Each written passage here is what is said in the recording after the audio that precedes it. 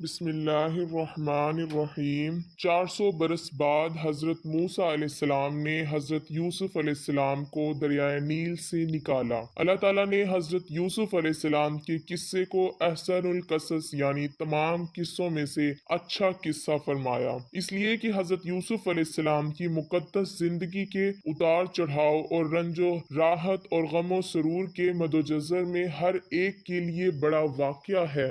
آپ کے 12 بھائی تھے، ان میں 2 حضرت یوسف علیہ السلام کے حقیقی بھائی تھے، باقی دوسری ماؤں سے تھے۔ حضرت یوسف علیہ السلام اپنے تمام بھائیوں میں سب سے زیادہ اپنے باپ کے پیارے تھے، اور چونکہ ان کی پیشانی پر نبوت کے نشان درخشاں تھے، اسی لیے حضرت یعقوب علیہ السلام ان کا بے حد احترام کرتے، ان سے انتہائی محبت فرماتے۔ 7 برس کی عمر میں حضرت یوسف علیہ السلام نے یہ خواب دیکھا کہ 11 ستارے اور چاند سورج ان کو سجدہ کر رہے ہیں۔ حضرت یوسف علیہ السلام نے جب اپنا خواب اپنے والد حضرت یعقوب علیہ السلام کو سنایا تو آپ نے ان کو منع فرمایا کہ پیارے بیٹے، خبردار تم اپنا یہ خواب اپنے بھائیوں کو مت بیان کرنا، ورنہ وہ لوگ جذبہ حسد میں تمہارے خلاف کوئی چال چل دیں گے۔ چنانچہ ایسا ہی ہوا، ان کے بھائیوں کو ان پر حسد ہونے لگا، یہاں تک کہ سب بھائیوں نے آپس میں مشورہ کیا کہ ان کو کس طرح گھر سے لے جا کر جنگل کے کنویں میں ڈال دیا جائے۔ اس منصوبے کی تکمیل کے لیے سب بھائی جمع ہو کر حضرت یعقوب علیہ السلام کے پاس گئے اور بہت اصرار کر کے شکار اور تفریح کا بہانہ بنا کر ان کو گھر سے کندھوں پر بٹھا کر لے چلے، لیکن جنگل میں جا کر دشمنی کے جوش میں ان کو زمین پر پٹخ دیا اور سب نے بہت زیادہ مارا۔ پھر ان کا کرتا اتار کر اور ہاتھ پاؤں باندھ کر گہرے اندھیرے کنویں میں ڈال دیا، لیکن فوراً ہی حضرت جبرائیل علیہ السلام نے کنویں میں تشریف لا کر ان کو غرق ہونے سے اس طرح بچا لیا کہ ان کو ایک پتھر پر بٹھا دیا جو اس کنویں میں تھا، اور ہاتھ پاؤں کھول کر تسلی دیتے ہوئے ان کا خوف دور کر دیا۔ حضرت یوسف علیہ السلام کے بھائی آپ کو کنویں میں ڈال کر آپ کے کرتے کو بکری کے خون سے لت پت کر کے اپنے گھر کو روانہ ہو گئے اور مکان کے باہر سے ہی چیخیں مار کر رونے لگے۔ حضرت یعقوب علیہ السلام گھبرا کر گھر سے باہر نکلے اور رونے کا سبب پوچھا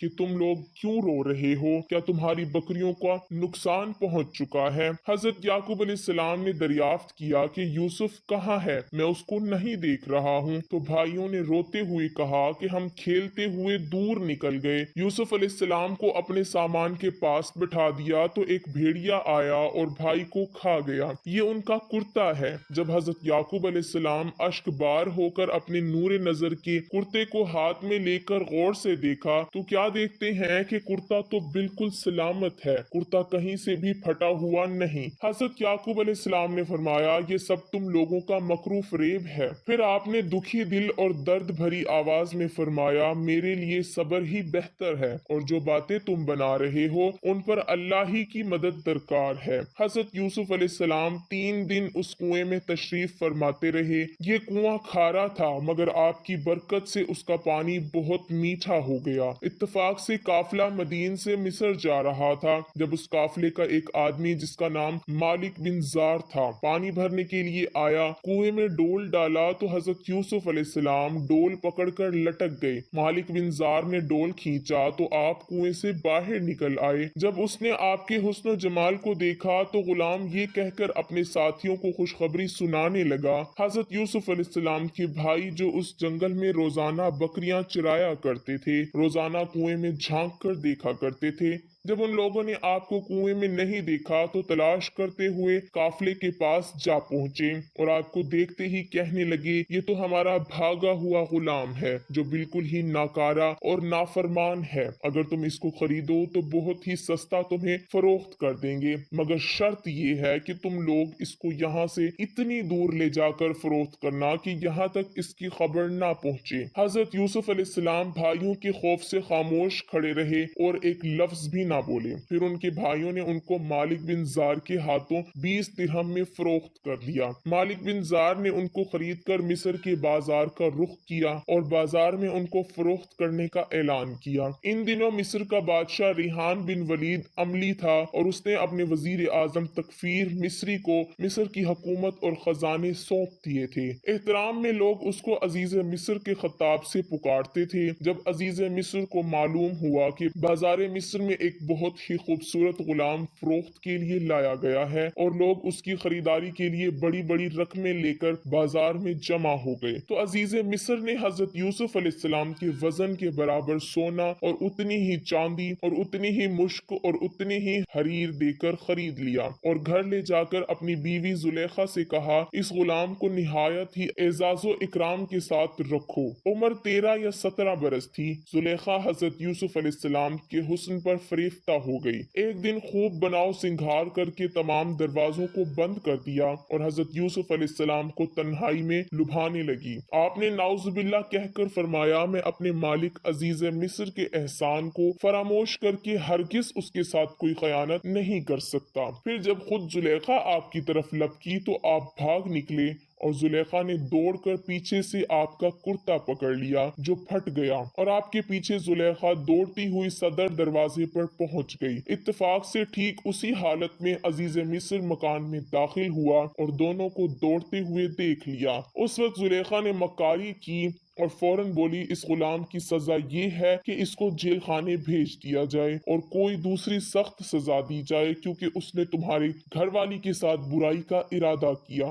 हजरत यूसुफ अलैहिस्सलाम ने फरमाया, अजीज मिस्र ये बिल्कुल गलत बयानी कर रही है। इसने खुद मुझे लुभाने की कोशिश की। मैं भागा तो इसने मेरा पीछा किया। अजीज मिस्र दोनों का बयान सुनकर हैरान रह गया। बोला, ए यूसुफ, मैं किस तरह यकीन कर लूं कि तुम सच्चे हो। सल्तनत के एक मुअज़्ज़िज़ शख्स ने यह तजवीज़ दी कि अगर यूसुफ की कमीज सामने की तरफ से फटी है तो औरत सच कहती है और वो झूठे हैं, और अगर उनकी कमीज पीछे की तरफ से फटी है तो औरत झूठ बोल रही है और ये सच्चे हैं। कुरान इस वाक़ये को यूं बयान करता है, फिर जब शौहर ने देखा कि उनकी कमीज पीछे से फटी है तो उसने कहा, ये तुम औरतों की मक्कारी है। वाकई तुम औरतों की मक्कारी बड़ी सख्त है। यूसुफ, तुम इस बात का ख्याल ना करो और ए औरत, तुम अपने गुनाह की माफी मांगो। यकीनी तौर पर तू ही खताकार थी। अजीज मिस्र ने हजरत यूसुफ अलैहिस्सलाम को कैद खाना भिजवा दिया। आपने जेल पहुंचकर फरमाया, ए अल्लाह, ये कैद खाने की कोठरी मुझको इस बला से ज्यादा महबूब है जिसकी तरफ जुलेखा और खवातीन मिस्र मुझे बुला रही थी। आप 7 बरस जेल खाना में रहे और कैदियों में तौहीद और अमल सालेह की दावत फरमाते रहे। तमाम कैदी आपके हुस्न अखलाक और आपके किरदार के गर्विदा हो गए। ये अजीब इत्तेफाक है कि जिस दिन आप कैद खाने में दाखिल हुए उस दिन आपके साथ बादशाह मिस्र के 2 खादिम, एक शराब पिलाने वाला और दूसरा बावर्ची, दोनों जेल खाने में दाखिल हुए। दोनों पर इल्जाम था कि उन्होंने बादशाह के खाने में जहर मिलाया है। उन दोनों ने जेल में ख्वाब देखा।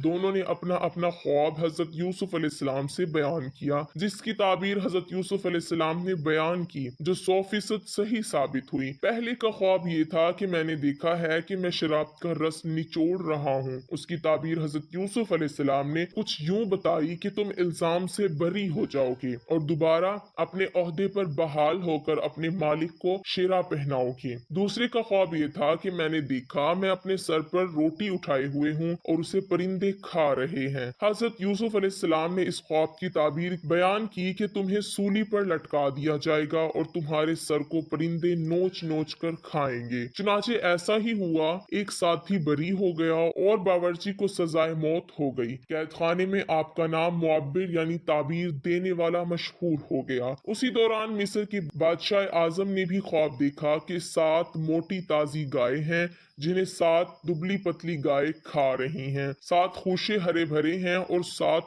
और हैं जो सूखे हुए हैं। ए दरबारियों, अगर तुम ख्वाब की ताबीर दे सकते हो तो मेरे इस ख्वाब का मतलब बताओ। لاؤ۔ بادشاہ اعظم نے اپنے درباریوں کو اس خواب کی تعبیر دریافت کی تو لوگوں نے اس خواب کو خواب پریشان کہہ کر اس کی کوئی تعبیر نہ بتائی۔ اتنے میں بادشاہ کا ساتھی جو قید خانے سے رہا ہو کر آ گیا تھا، اس نے کہا کہ مجھے اس خواب کی تعبیر معلوم کرنے کے لیے جیل خانے جانے کی اجازت دی جائے۔ چنانچہ یہ بادشاہ کا قاصد بن کر قید خانے میں حضرت یوسف علیہ السلام کے پاس گیا، بادشاہ کا خواب بیان کر کے تعبیر دریافت کی۔ حضرت یوسف علیہ السلام نے فرمایا کہ 7 برس مسلسل کھیتی کرو، ان کے اناجوں کو بالیوں میں محفوظ رکھو، پھر 7 برس تک سخت خشک سالی رہے گی۔ قحط کے ان 7 برسوں میں پہلے 7 برسوں کا محفوظ کیا ہوا اناج لوگ کھائیں گے، اس کے بعد پھر ہریالی کا سال آئے گا۔ قاصد نے واپس جا کر بادشاہ سے اس خواب کی تعبیر بتائی۔ بادشاہ نے کہا اسے جیل خانے سے نکال کر میرے دربار میں لاؤ۔ قاصد رہائی کا پروانہ لے کر جیل خانے میں پہنچا تو آپ نے فرمایا پہلے زلیخا اور دوسری عورتوں کے ذریعے میری بے گناہی اور پاک دامنی کا اظہار کرایا جائے، اس کے بعد ہی جیل سے باہر نکلوں گا۔ چنانچہ بادشاہ نے اس کی تحقیقات کرائی تو تحقیقات کے دوران زلیخا نے اقرار کیا کہ میں نے خود ہی حضرت یوسف علیہ السلام کو پھسلایا تھا، خطا میری تھی۔ حضرت یوسف علیہ السلام سچے اور پاک دامن ہیں۔ اس کے بعد بادشاہ نے حضرت یوسف علیہ السلام کو دربار میں بلا کر کہا آپ ہمارے دربار کے معزز ہیں۔ قحط سالی کے بعد یہ مشورہ ہوا۔ حضرت یوسف علیہ السلام نے کہا آپ زمین کے خزانے کے انتظامی امور اور حفاظتی نظام کے انتظام پر میرا تقرر کر دیں، میں پورے نظام کو سنبھالوں گا۔ حضرت یوسف علیہ السلام کی وفات کے وقت آپ کی عمر 100 برس تھی۔ حضرت یوسف علیہ السلام کو سنگ مرمر لکڑی کے صندوق میں ڈال دیا گیا اور ان لوگوں نے حصول برکت کے لیے بیچوں بیچ دریائے نیل میں رکھ دیا۔ پھر 400 برس بعد حضرت موسیٰ علیہ السلام نے حضرت یوسف علیہ السلام کو دریائے نیل سے نکال کر حضرت یعقوب علیہ السلام کے پہلو مبارک ملک شام میں دفن کر دیا۔ حضرت یعقوب علیہ السلام، حضرت اسحاق علیہ السلام اور حضرت یوسف علیہ السلام کی قبر مبارک ملک شام میں ہے۔